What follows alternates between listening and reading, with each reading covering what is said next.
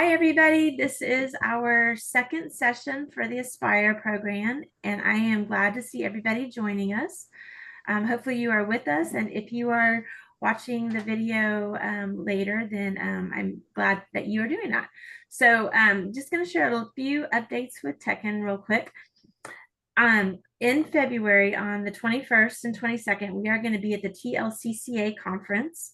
We're excited. We're going to be a vendor there sharing about Tekken. And we are also going to do a panel. We're going to have two panel groups and be the final session for the TLCCA conference. So it'll be a great opportunity for us to talk about Tekken and get the word out. We're expected to have 150 participants in the final session of the conference that we get to be a part of. In March, we will be in Houston on March 29th for the Plan a Rainbow conference. And we're hoping to do the same thing, be a vendor and also have a panel session there.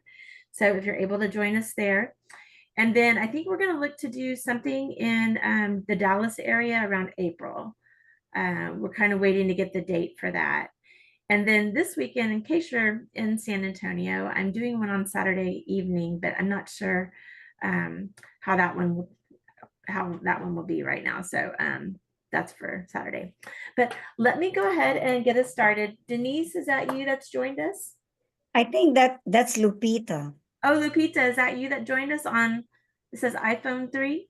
Lupita? She's on mute. You're on mute. Yeah.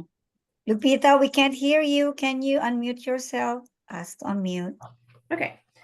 So let me share with y'all that today I spent looking at the requirements for y'all to become registered trainers.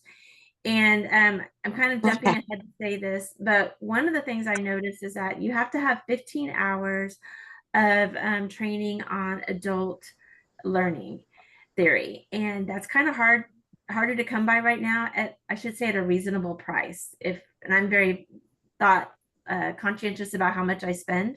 So I did check and see that there is not an upcoming Train the Trainer that would provide that for free. I do have some training resources, but those training resources require you to pay for the certificate, which can be anywhere from $15 to $20 or more for a certificate. So I got kind of creative today and put together an outline for the start of an 8-hour Train the Trainer that I would like to do. And I shared that with y'all. It's a script. I will be revising it so that it's not so script-like. I'm going to create a PowerPoint. But I wanted to give y'all the option that as we're talking, if you have the requirement that you need for the adult learning theory, or if you want to pay for these trainings that are available, then you can do that. Or if you want to kind of work alongside with me, then my goal is to complete my training in the next couple of days, submit it to TechPeds, and then be able to provide training as a train the trainer hours that can help at least get part of those hours so that you're not having to spend the full amount. It's 15 hours, so it can come to about $150. And when I did my train the trainer with another group, that's what I spent, was about $150. There are some groups that charge more than that. So I just, want to be mindful of what y'all have to spend. It is $60 again to join the Texas Trainer Registry. So you already have that cost. So, so it's kind of up to y'all. But I wanted to begin tonight with some check-ins. And Deidre and Lupita, again, I'm glad that you are here tonight. And I think that probably Denise will be watching this video later. But I'm planning for tonight to be about an hour, give or take, depending on how long we go through the information. But what I did was, in my script, I also created opportunities for y'all to go in and fill it out, so that even if we're only together for an hour, I believe we can count it for 2 hours, because it's going to be a blend of us doing online training and then you doing training information yourself and then bringing it back to our next session. Okay. Let me begin with doing check-ins. So I'm going to start with you, Cecilia, because you just emailed me, and Cecilia sent me her college transcript, and we were trying to see if her hours in leadership would work towards the 3 hours needed for the adult learning theory. And I think it does. I'm pretty sure it would because it did say learning theory. And what you might do is when you submit your application is include that information either as an attachment or in some way in case it's questioned, which they can also go and look it up as well. But that was the description of it. I'm on mute. Yeah, okay, that sounds good. So yeah. And did you see anything else with the application that you thought you might be missing or would need? No, I think I'm okay. Okay. And Deidre, how about you? You take You're on myself mute. mute. Okay. Yeah. So I'm sorry, and I apologize for being late. We Oh, you're ran fine. a little bit later. Can you tell me your question again? You're Yes, doing check-ins on. so just seeing how you did at if you've started to complete the TechPeds dashboard, the Mhm. application to becoming a registered trainer. I did. So I know I emailed you because I was having a hard time figuring out how to enter my work experience being out of state. And again, I have no idea how I got to where I got to, but I was able to enter it all in. So my work experience is in. As I said to you in our call earlier today, I'm going to have to start from scratch in terms of the adult learning hours, or just because everything I have is way over 5 years, and including any of and all of my education. Um, so that's as far as I got.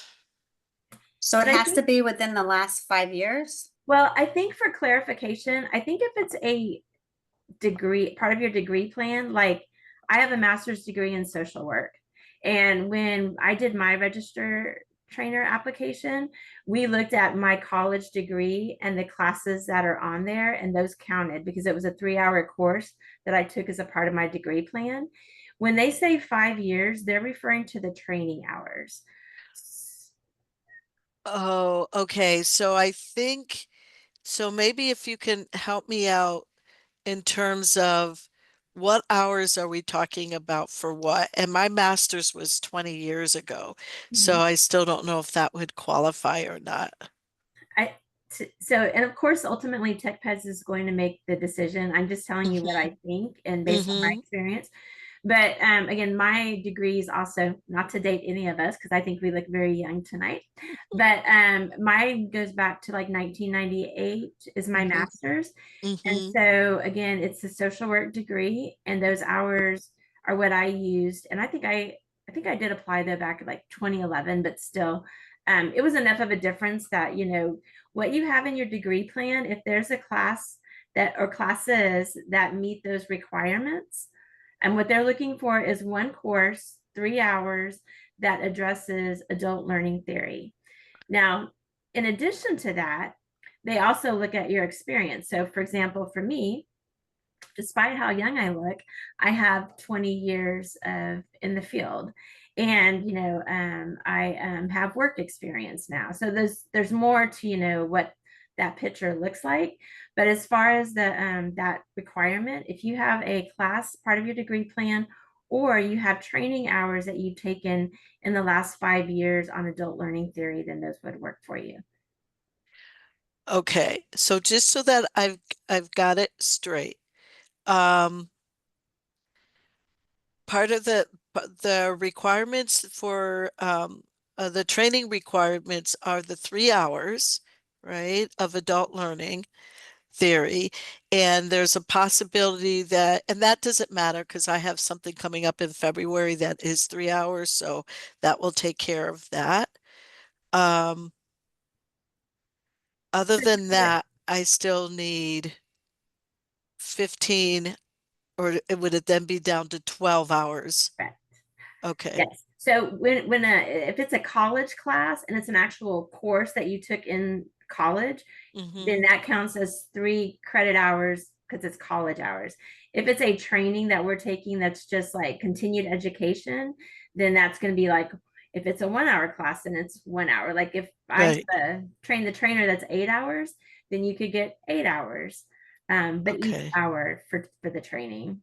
Okay. So when you talk about your experience, how does that get taken into consideration and how do you submit that as a, I mean, I put in my work experience, but it doesn't say all of the things that I did. I just, I just put in like my resume and, the dates. And so, um, how did you do that? So they say the minimum requirements, and the minimum requirements are the 3 credit hours of adult learning theory or 15 hours of trainer competencies, 3 years of early childhood experience, which we all have more than 3 years. Mm-hmm, They ask your highest level of education. And mm-hmm, if you look at the chart, and in the handout I gave you, I linked mm-hmm, it to the handout. mm-hmm, It'll say like if you have like Denise has her high school degree, I believe, and a CDA, so she can mm-hmm. use that. I have, a master's degree. So that's my highest level. So we write down our highest level of education. Then they look at if we have any training certification. So that's a part of the requirements. And then again, they ask you if you have like a certification. And then you also can note if you have provided training and the number of hours that you have provided if you've had that opportunity. So So how do you document that? if you have Yeah. any recent uh, sign-in sheets. And I know that another consultant, she, I think, told them what she did, and I don't know that you have to have the sign-in sheet. Sometimes it's under different circumstances. Like if you work for an organization and they don't necessarily give you a sign-in sheet, but you can say that you did that training for them, that might be accepted. Or if you have a training that you've done, but it's not required, because a lot of times when somebody's becoming a registered trainer, they are a new trainer and they haven't had that opportunity. So for us, most of us in our call have had that experience, and we're just looking to become registered trainers. Mm-hmm. So do you recommend that I actually talk to someone who can help me kind of look through and talk about my experience and plug things in? Like I'm just not sure how and where in the system to kind of put that in. Cheryl, can I say something? Mhm. Um, Miss Harris, all you need to do is upload all your credentials, and then they're going to be evaluating it. And then if they find something that needs to be done, they're going to give you their advice, because that's what happened to me before. So Okay. that's why don't worry, because as you upload Okay. all your documentation, they will come back to you and give you a feedback. So in that way, you can work on whatever you needed to complete or accomplish. So Okay. that's how the system work, and they're very, understanding and helpful when it comes to tech. And I've been talking to them Okay. because I've been also, mentoring some other um consultant who would like to be in the tech bed. So just be honest, whatever you have there, Mm-hmm. certificates, training that you got there, even though it's out of state, just submit it to them. Oh, so just submit whatever I have, regardless of the date. Like, don't even worry about that. Just, Yes, yes. okay, because So I do have all of that. I'm sorry, it's like going to, enroll in the university. You Mm-hmm. submit everything, and then they're going to Okay. evaluate, and they will say, oh, you know what? Your training or your course in your bachelor's or master, this will suffice these competencies that we're looking. So that's what we're doing. Okay. So I should actually do my transcripts then. Because I don't think I did that. My, I think I just did like my diploma. I didn't do my actual No, transcripts. the Okay. transcript is better because they can see Okay. individually, specifically, that course code and then the description. So in that Okay. way they can easily, okay, oh, she got her, early childhood on this. Okay, cross, she got that, check mark, check mark. So get all the transcript that you can get on if you Okay. have your undergraduate in associate in early childhood, get that, get your bachelor's if you have your master's or PhD, submit that to them and they will be Okay. the one evaluating it. Thank you. Oh, thank you. Appreciate that. Okay. And if once you submit your application, if there's something that you need, then they'll let you know what it is. So and Okay. they're pretty timely in that, I think, at least my experience with them. Okay. Lupita, can you share with us how you are doing? Are you Okay. I, right as we speak, okay, you can't see me, can you? Because I don't know how to do this. no, you're fine. No, Oh. but I cannot see you yet.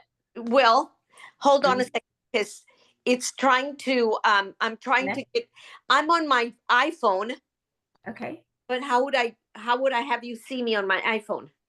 You should have a place where it shows video. There, wait. Oh, okay. Let me see. Okay, Oh. Lupita, Can you did see you me? also, because I got two Lupita Adams there. Did you, who's the other one? I Well, think, it's Guadalupe Adams. yeah, okay. Okay. Okay. Yes. Okay. I'm in. Oh, no, but I'm not. It sent me somewhere else. I'm sorry. Okay. It's all Ah, right. I mean, you are in. We Here I just am. can't see you. I don't know why. Do you see a screen where it gives you options at the bottom, and at the very bottom bar it says like mute, stop video, or start video? Oh yeah. Audio. Okay. Well, So video you right there. okay on the video, if you turn it on, Uh-huh. Okay. you can see us, right? If I there you are. Ah, here I am. Thank you. Hi. Okay. Great. Okay. I'm not up to date on this stuff, let me tell you. You're fine. I've been out of working for a long time, so I have not completed the application. I have not done the application yet. Okay. But I'll have to look at my transcript. I did teach for 12 years at the community college. Okay. So and my master's is in education. I should have the requirements that I need for those 3 hours Okay. that you're talking. Okay, Okay. good. Prepare them and then we will be able to, work on your paper. Okay. Cheryl, Lupita was telling me that she's gonna send me an email where we will have a one-on-one because I'm planning to, help her, as we go to the website. So more or less, that's the plan. Yes. Okay. All right. I'm going to try and share a document with y'all. Let me see if I can get. I'm going to share the one that I sent to y'all. Okay, actually, let me go out of this real quick.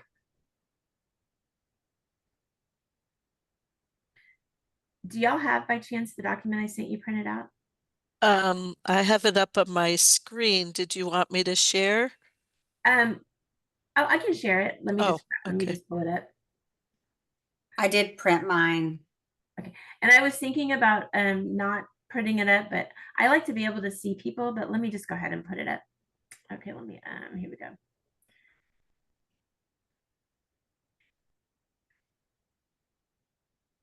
Okay, I'm gonna come back in.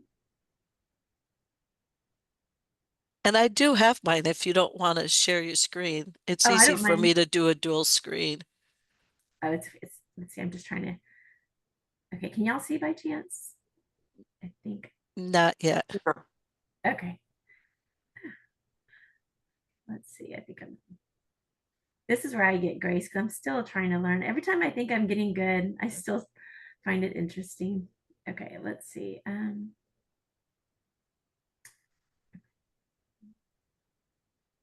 Okay, and then oh, I just had it up.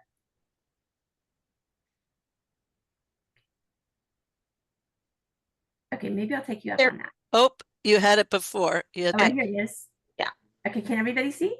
There it is. Yes. Okay. So I'm going to kind of go through this a little bit quickly because my goal tonight is to keep us about an hour or so. But I shared earlier that as I thought about the availability of doing Train the Trainer over the spring and making sure that y'all have what you need, I realized that there's not a lot of good options. And so I got creative today and put together a training. Now this, I will be honest, I've used the AI chat a little bit to, create it. And we'll go back and personalize it and also create a PowerPoint to go with it. But I think it's a good place to start. And so I wanted to share with y'all. I do want to say that I don't want anybody to feel overwhelmed by the information I share because I like to give more than as much as I can. I'd rather you have more information than not enough. So that's the kind of trainer I am. But this is going to be what I would call my Train the Trainer. And I'm going to call it Connecting and Empowering Early Childhood Education Professionals.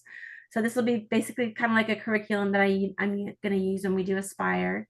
And kind of pulling from looking at the How to Become a Texas Trainer Registry, where it says starting your trainer pathway. There is this area where you can talk about what motivates you to become a registered trainer. And we actually did do this last year. Last week, or the last time that we met. Lupita, do you want to share with us your motivation in becoming a registered trainer? Well, I mean, I've worked in the field for a long time, but I did retire a long time ago too, about going on 15 or more years. I started doing childcare. And from then I decided I need to do more than this. And then I came across a lot of very, very, I'm sorry, incompetent people who were trying to teach children in their own way. And it just, I just knew that it wasn't right. And I wanted to do better. So that's when I started trying to get ahead and trying to go to school and trying to get myself, in a better place to be able to work better with young children. But because I worked for the Department of Defense, as I moved up the ladder, I became a training and curriculum specialist. And I was a training and curriculum specialist for about almost 25 years before I retired. So that's what I did. I did training and curriculum. And at the same time, I taught classes at the El Paso Community College. And they were, working with adults to better their methods with children and their practices with children.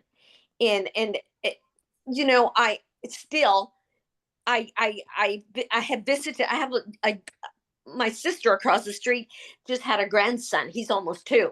And we've been looking for childcare so that he can socialize.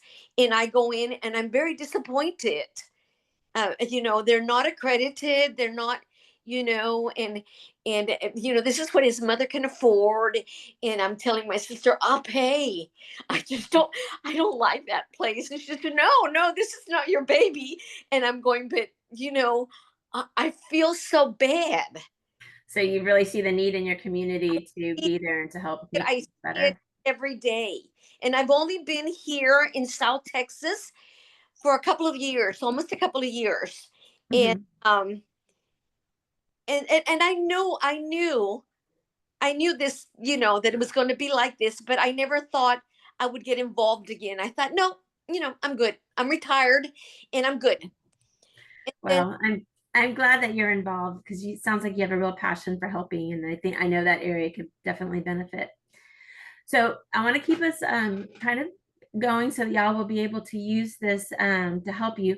And the way I did this this guide is for y'all to be able to work through it as you're working towards making your training proposal and instructional plan. So this is a place where you can kind of take a few moments to reflect and kind of write, like, what is your motivation? Lupita, thank you for sharing yours. And I know that we got to share ours last week. And so we're going to go on to the next part. And I want to point y'all back to minimum standards. Of course, minimum standards are very important. And when we think about what is the purpose in being a trainer, like how does it benefit us? You can look at the standards and you can see that child care regulation values having trainers that are on the Texas Trainer Registry. And so I've shared with you here the link to go and look at minimum standards for the registered homes and also for registered and licensed homes and licensed child care centers. I actually provided you with the link to where it's the full section on training, so you can see what are training requirements and then what do they ask for of us as a trainer. If a director wants to train, what's asked of them. So you can kind of make some notes here as you review that section. And again, as I said, like this is kind of where we do some work together, and then you can have the opportunity to go back and fill out this area. Then the next section I want to bring y'all to is what we also already talked a little bit about, is the minimum requirements for a registered trainer. I did share the link here with you. And again, as you're going through and looking at what do I have, what are they asking of me, you can kind of see here what the requirements are.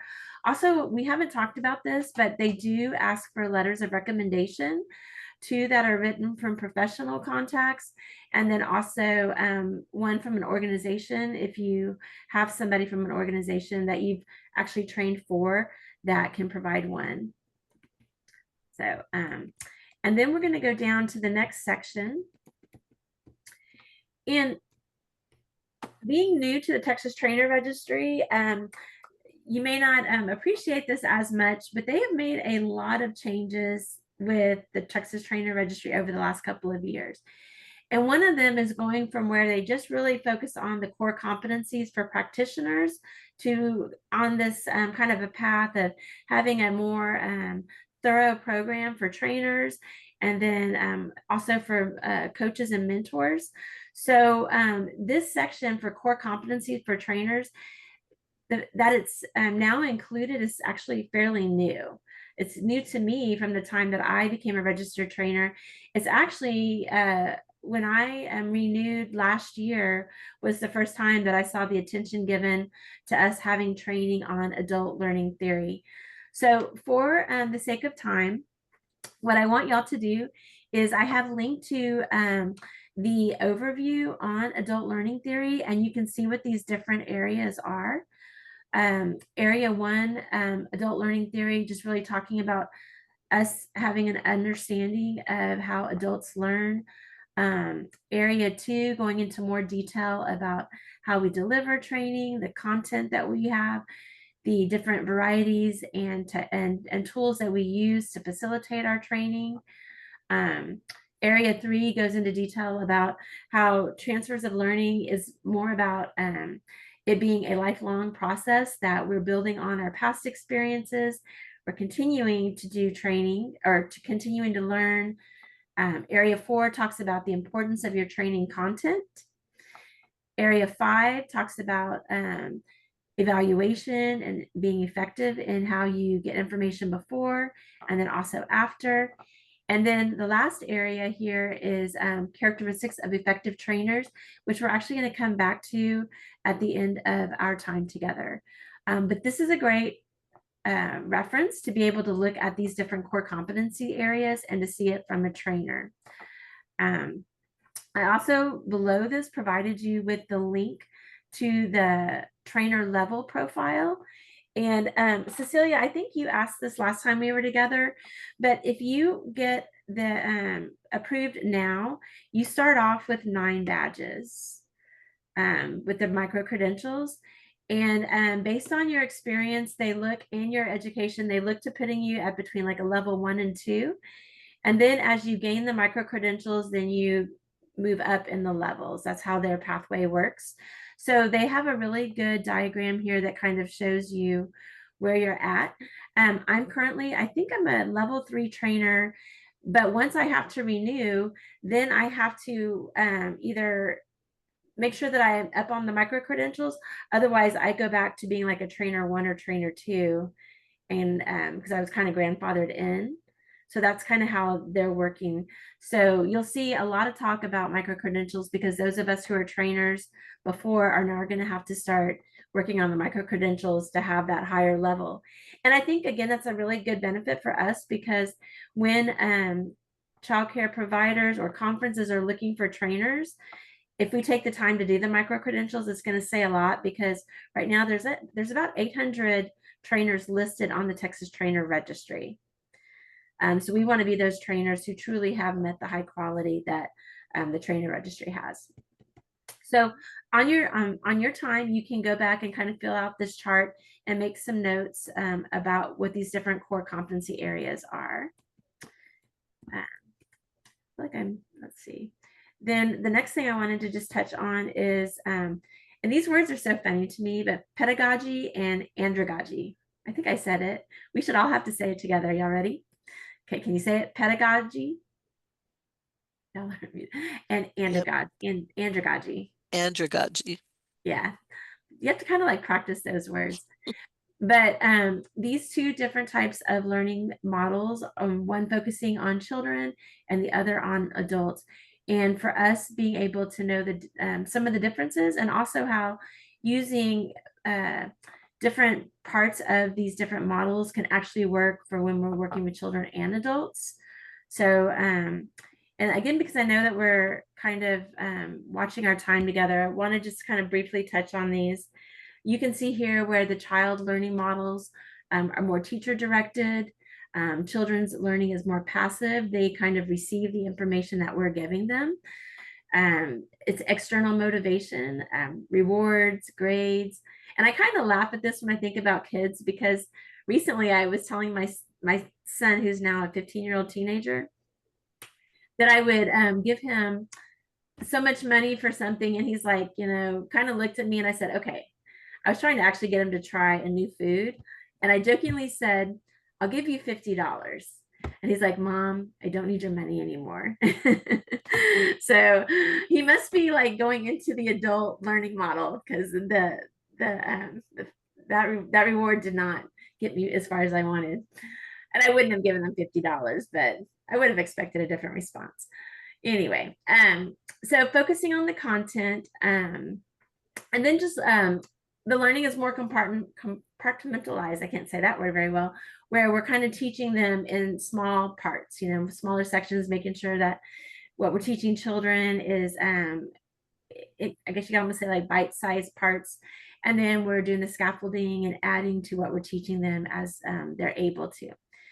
When we go to adults, we're looking at them being self-directed, like they're more in control. Their experience, they're building on their past experience, they are motivated, they want to learn, but that also means that we have to give them reason to want to learn from us and what we're sharing with them. Problem-centered, and I think about this one, problem-centered and relevant, like right now, we have a lot of needs for training related to children with behavioral needs, staff turnover, centers trying to maintain their staff. So we're talking about problems, and we're talking about people looking for trainings that are relevant and that can help to meet these needs. And then the learning is integrated, again, kind of builds and it grows. So these are just some different things about these two models. Are y'all familiar with these models? Yeah. Pedagogy for sure, but that other one, no. The Andragogy. Yeah, I didn't realize that it had a name. So honestly, I didn't know either. And when I did my Train the Trainer last year, I learned about it for the first time. And then when I was looking at some different training that I think I want to do to build on this section of the training, I saw more information about it. So it was kind of interesting. I think once you know the word, you know to find the information about it. Okay, we're just going to keep going. So you can look here and describe your teaching experience with these two different models. And think about, have you provided training in these areas, and have you maybe even used a blending of the two teaching models? So this is an opportunity for you to kind of think and reflect on the different training models. On this next page, I have listed the core principles of adult learning. There are 7 of them. I feel like my mouse is not working very fast for me tonight. Let's see. Okay, there we go. And these kind of are similar to the area that we just talked about, but when talking with, when teaching adults, they're self-directed in their learning. They're responsible for their learning. They have to want it in order to gain from it.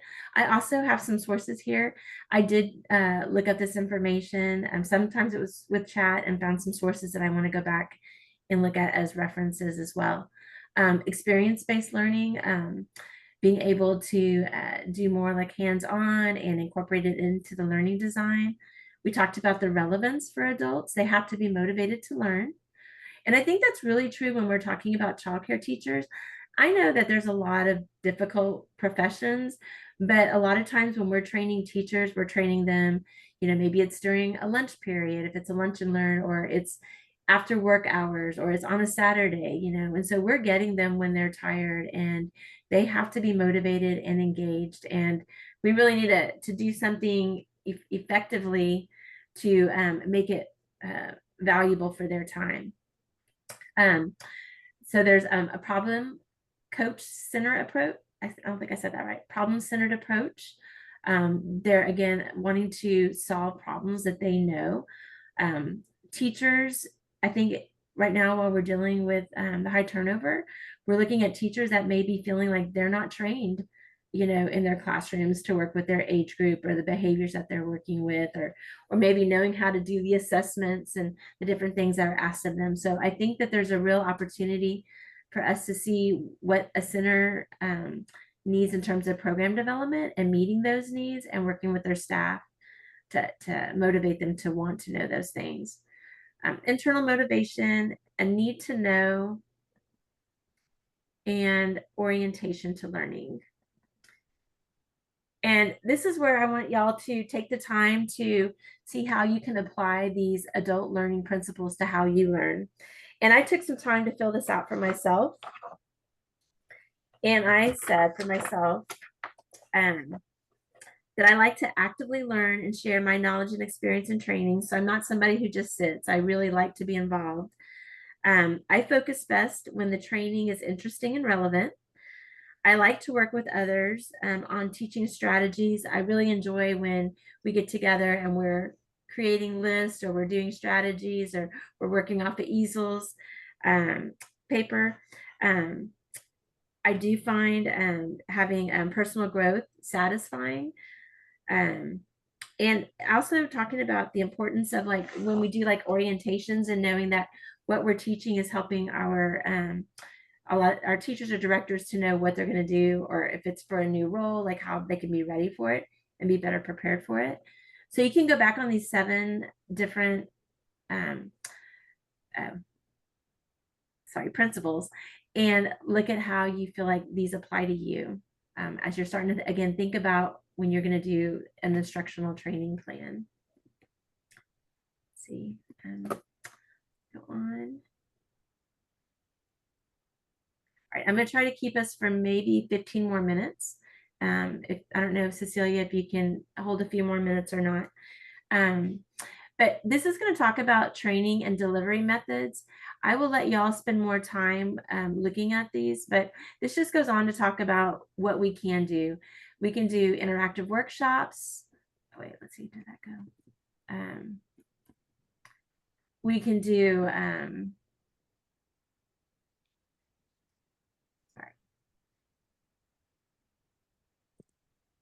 on-site training, online courses and webinars. The mouse is not working with me. Coaching and mentoring, communities of practice. I think of Tekken being a community of practice where we can come together as professionals and learn together. Conferences and professional development days and self-directed learning. So you can look at each of these. For me personally, what I enjoy doing is the on-site training, the communities of practice. I like to train for conferences. So thinking about what type of a instructional plan that I would want to design would be for one of those. I'm not somebody who does the webinars. I prefer to be able to interact with people. I can do virtual learning, but my preference is really to be in person. So these are the different ones that you can choose from as you think about your personality and what works best for you. And you'll want to consider this when you're doing your training proposal.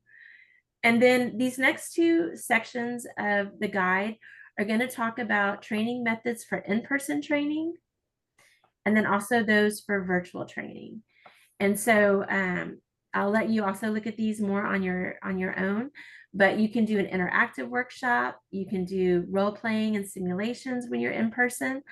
You can do group discussions and brainstorming, case studies and case scenarios. My thing keeps jumping. I'm sorry. Come back over here. Demonstrations and hands-on activities, co-facilitators, guest speakers, and expert panels. And there is a, there should be a box here that lets you, right, let me see, did it go down? Okay, think about what it is that you want to do when you're in person.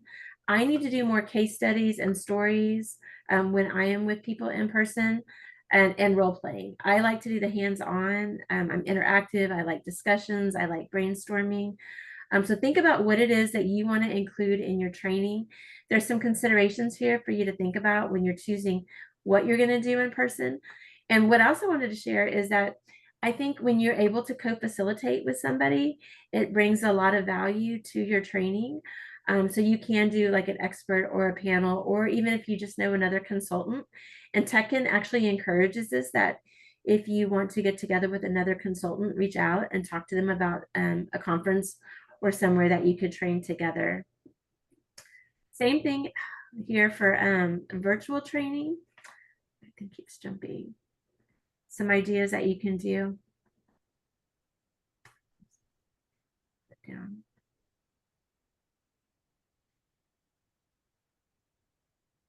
Here, you can write down things that you like to do for in-person training in this box. And same thing for virtual training here is think about what kind of virtual trainings do you like to do. I prefer live trainings if I'm going to do one virtually. I don't really enjoy doing pre-recorded videos. However, there are consultants that will do pre-recorded and actually have them on their website to where people can go and purchase them, and they just live on the website, which if that's your personality, that's actually really good to be able to do that. Interactive exercises and activities is something that I do enjoy doing. Online discussions and learning how to use breakout sessions, which recently Nildz was really great and showed me how to do. And also blended learning, which is what we're doing today, where we're talking about some of these things, but then you'll be able to take this guide outside of our time together and really go through it and take some notes on what works for you.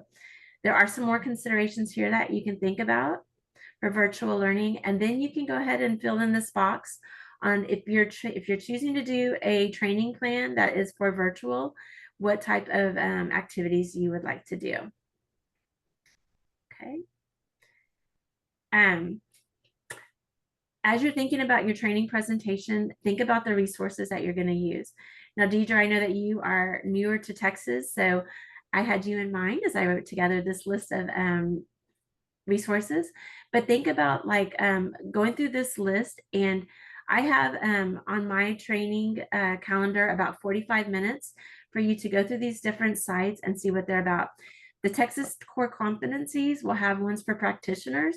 So as you're writing your training, you want to look to see what core competencies are you working for those trainings. When you are looking at children's health and safety, these are some sources that you can go to. When you're looking at developmental milestones for children, child care regulation, you want to look at child care licensing standards, as well as Texas Rising Star. And then, let's see, where did that go? Okay, sorry. I feel like my computer's more jumpy today than I am. Let's see. Okay.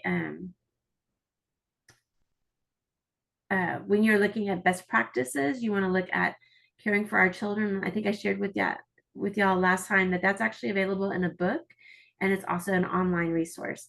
Head Start has great resources, and NACI has good resources. If you're doing something brain development or children or early childhood 0 to 3, if you're involved in advocacy or if you're looking for statistics, you can go to Children at Risk, Child Care Aware of America, and Texans for Children for Early Childhood is a really good advocacy resource here as well. NACI is also for advocacy, and NACI has our local chapter, which is, I should say, the state level is Texas AAYC, and then we have local chapters. And right now, with the funding questions that we have, you can go to the Child Care and Development Block Grant. And lastly, if you want to create a presentation that has video, 2 good resources to find videos would be the Center on the Developing Child at Harvard University, and also the University of North Carolina at Chapel Hill. So I have left below this another open box for you to explore the resources I've shared with you, but also maybe I missed a resource that is important to you that you would want to use in one of your trainings, and go ahead and include that here in this box. Okay, we are just minutes away from being done for tonight. I want to introduce to y'all the next step. I'm going to have you work on this, and this is the part where the next time we're together, we'll spend probably 1 to 2 hours working together on designing your instructional plan. Instructional training design. I have some steps here for you. It's divided into phases. So you can kind of go through and look at these different phases as you're thinking about your training. I'm going to let you try to do this part on your own. There is a written sample training proposal from TechPeds. There is a sample instructional plan, and you can also look at their proposal score sheet. I've shared with you my own script for what I hope to be my Train the Trainer, and then also what my instructional plan looks like. Let me see if I can. Actually, Deidre, do you want to pull that up for me? It's the other form I sent to y'all. That might help. Maybe I can show you. Do you have quick access? I'm on mute again. Can you give me sharing access? Let me see. So down at the bottom of your nav bar, there's next to share the green button, there's going to be an arrow to the right. Okay. And you press on that and everybody can do it. Okay.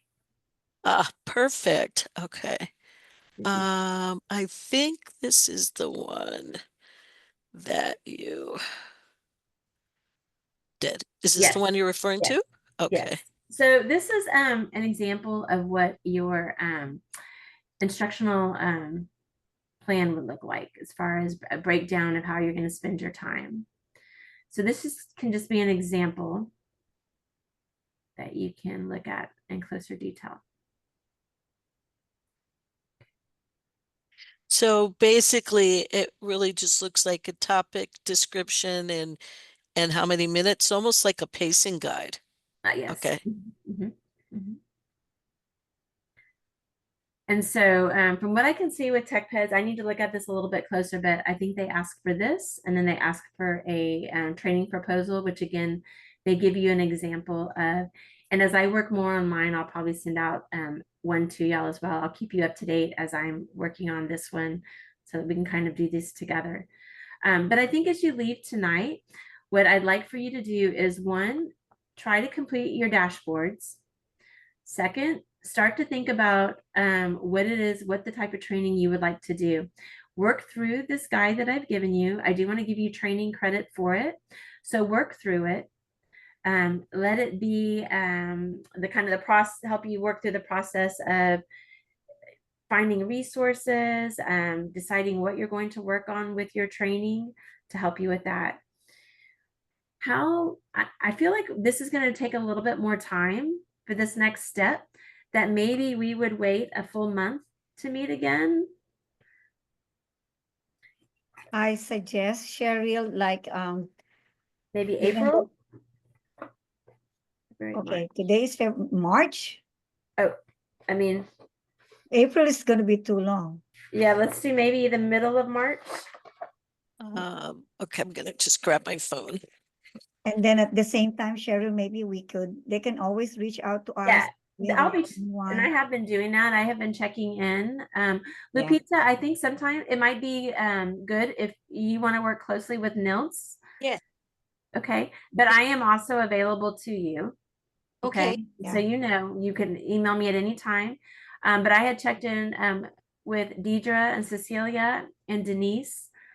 So I can, but both Nildz and I are available. Yeah. So today is the 30th, and it's a Thursday. So I'm wondering if we did, let's see, March 13th.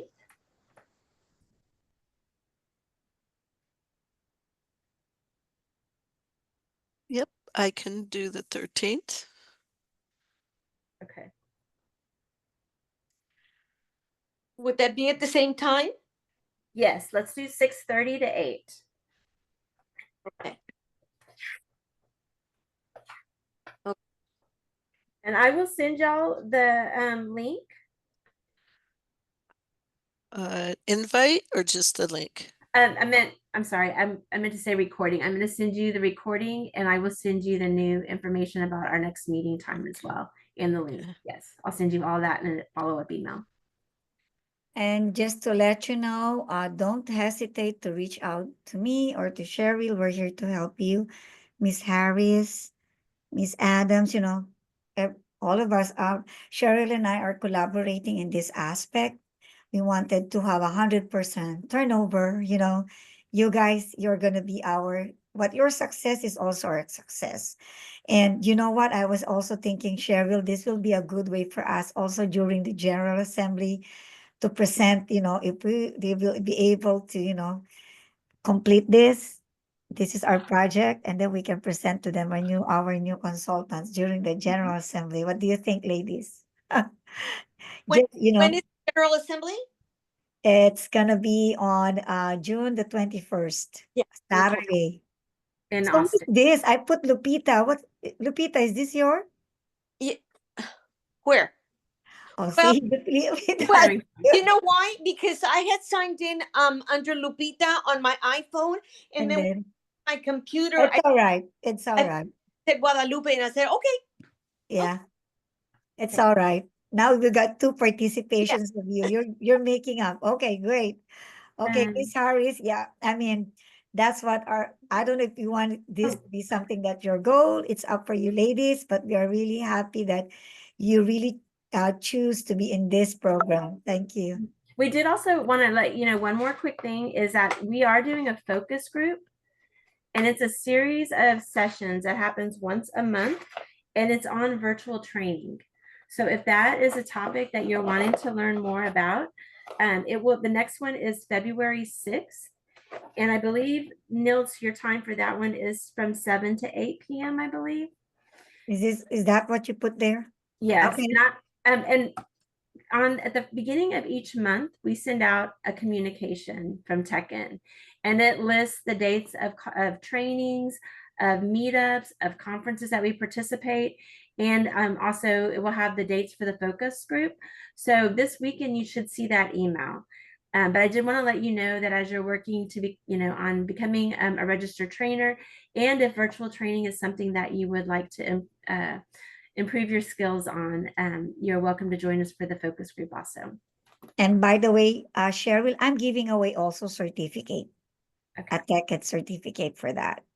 Okay. So in that way, you can have, we have now, that will, count, towards your training. So if you want to be on those trainings that we have here at TechEd, that's going to be very beneficial to you guys. Thank you. Okay. Well, Deidre, safe travels home. Thank you.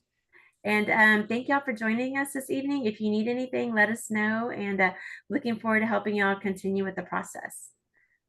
Sounds good. Have a Thank good you. night. Really appreciate you ladies and your support. You're welcome. Just don't hesitate to ask.